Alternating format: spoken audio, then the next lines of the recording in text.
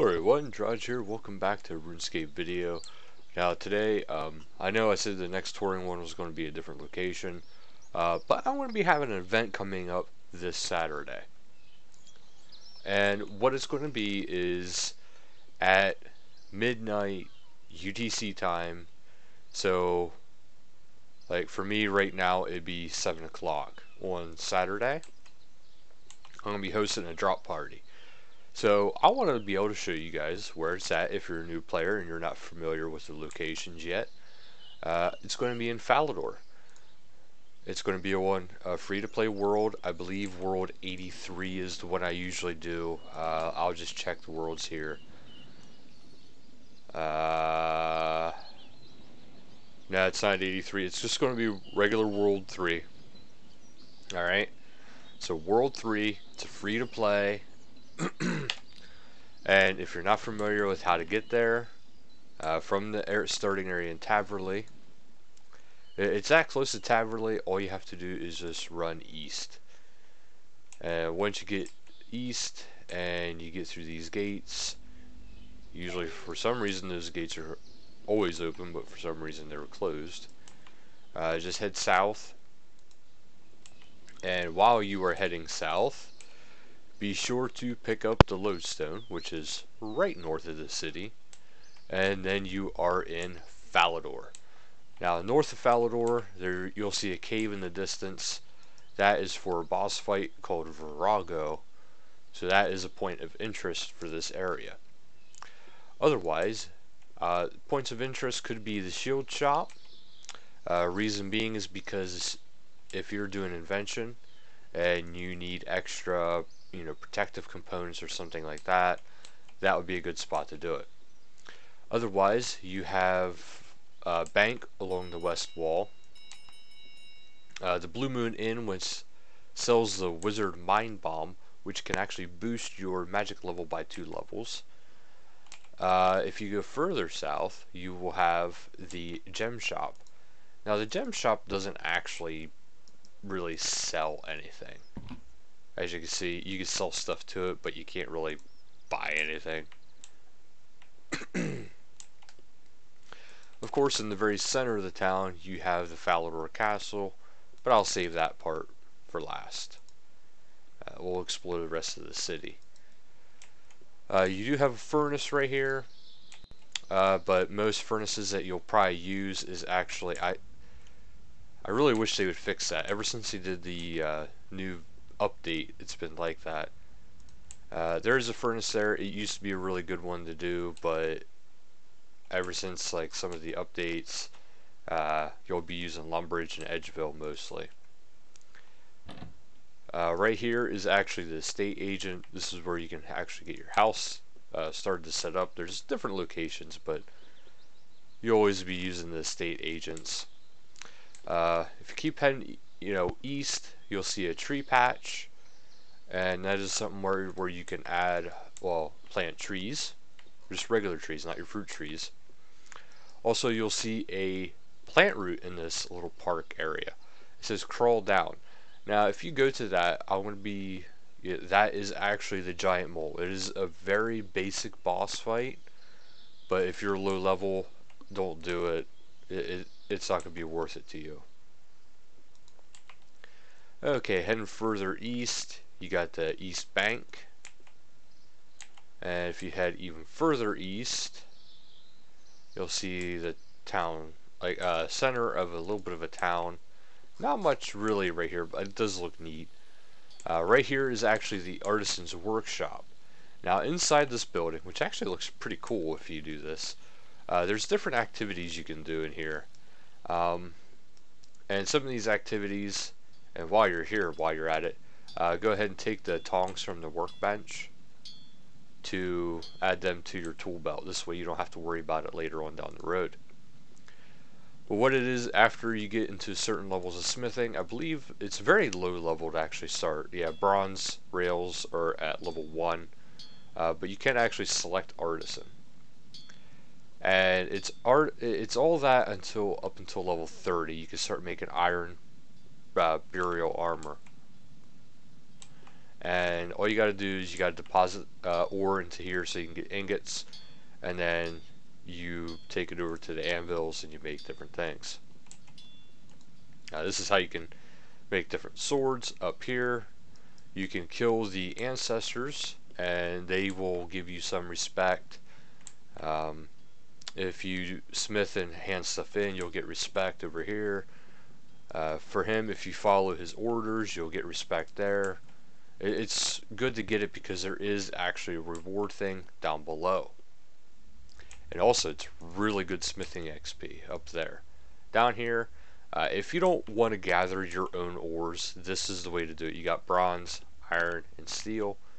You'll have to keep taking them back and forth until you can get your tracks up to 100%. And then you just go and click on one of these tunnels where it says lay tracks, and you will be able to lay your tracks. If you're not able to make anything to 100%, that is okay. Just deposit components into one of these minecarts.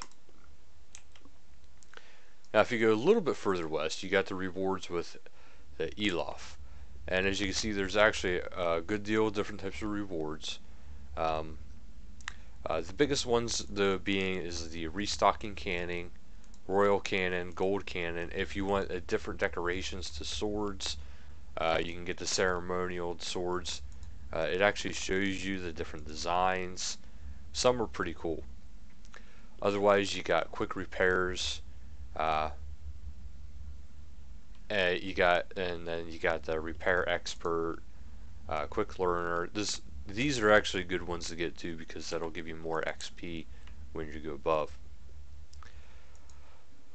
And then finally over here you have a repair station, and this is where you actually repair cannons and test them out. So we will go back up. Also you'll see the mining guild over there. But the main thing I wanted to show you after this artisan workshop, I will show you the mine system here shortly. But actually I'll show you the mines after I show you this. This is the Falador drop room, the drop party area. Yeah, they really need to fix that. It's not actually removing levels. But what it is, you'll come in here, and this is what I'm going to be doing. I'm going to go over here, I'm going to deposit a large sum of money. Now of course I need my authenticator to show you guys a little bit further. I didn't go into my bank yet or anything like that. But I will be depositing stuff in here, which will be right here, and I will submit it, and then I'll be pulling the lever. If somebody else pulls the lever before I put it all in, that's fine. It's not going to be a big deal. It's just to be nice if, putting it all in before it actually drops. But it's all going to be based upon free to play. There's not going to be members items in it. There's not going to be anything like that. And actually I can't even put bonds in there, so that's another thing. But it's going to be something for levels, all levels are going to be in there. I'm not going to put in just 4 high levels. I'm going to put in for many different levels. And there's going to be a bunch of different stuff in there. Now before I show you the mines, I do want to show you the rest of this area. Because the mines are actually big, whereas there's not much left here. So if you keep heading south, like right there's the mines, that's the whole thing with that. But I'm going to show you a little bit something that's a little bit more south. Right here you actually have the Clan Citadel stuff to the southwest if you're just starting out, which I'll show you. Also, if you're into the emissaries, that is where the Armadillo one is located. Right now there's a special event going on for the holidays, where right here is the Clan Citadel stuff. Here you can get different aspects, like right here you can get a cloak. There's another person, you can get a badge, and over here you can get your Vexillium. I do recommend being in a clan because it is very helpful, especially to newer players. It can help you boost up your levels really fast. Otherwise, just south of here is Port Sarim. That's why I'm not going any further south. But we'll head a little bit more east here. And here is the eastern area thing I want to show you. There's an elder tree right here. You got yew trees, you got ivies. Ivies, you don't get any like items, but you do get a good chunk of XP. So right here is actually all of the farming for Falador. Now eventually you can get the Explorer's Ring through the Lumbridge set, and you can actually eventually have limited teleports to that location as you see fit. Now heading back into the town, we're going to hit these last two shops down here, go into the Falador Castle, and then we'll hit the mines. I'm not going to go too much into these shops because one is for the chain bodies, which is actually the only useful one down here. Occasionally, you'll find the polar bear in that one, in that well. But yeah, right here is the chain bodies. Again, that's mostly in case you need more stuff for invention. Now we will be on our way. There is a shortcut here, but now we're on our way to the Falador Castle itself. As you can see, completely wrapped around. And the castle is big. It is pretty cool looking. There's white knights everywhere. And right here is actually the Falador Castle. Okay. I don't know what he's doing here. That looks pretty cool.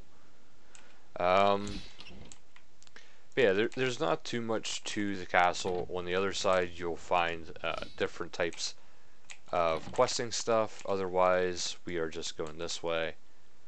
And this is the main area for over here. Sorry again for the details in the picture quality, but something needs to be fixed. Maybe it's on my end.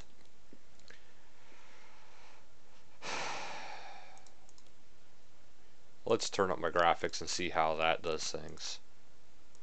There we go. Why the water detail fixed it, I have no idea. I'm actually going to leave my bloom off. Shadow quality, there we go. And draw distance. There. Okay, so as you can see, in here we have actually this guy right here. He can give you your family crest. And all you have to do is he'll ask you what your name is, and then he'll give you a crest, which is usually the same thing. The crest doesn't really do anything to you other than you can use it for, stuff within your house. You can change it, and here is more options. If they ever end up doing more with this down the road, that I have no idea, but there is actually a decent amount of options. And if you see somebody walking around with like a skull shield or something like that, that's how they did it. Otherwise, there's not too much more left in this location itself, other than up here. There's Ceradomin actually.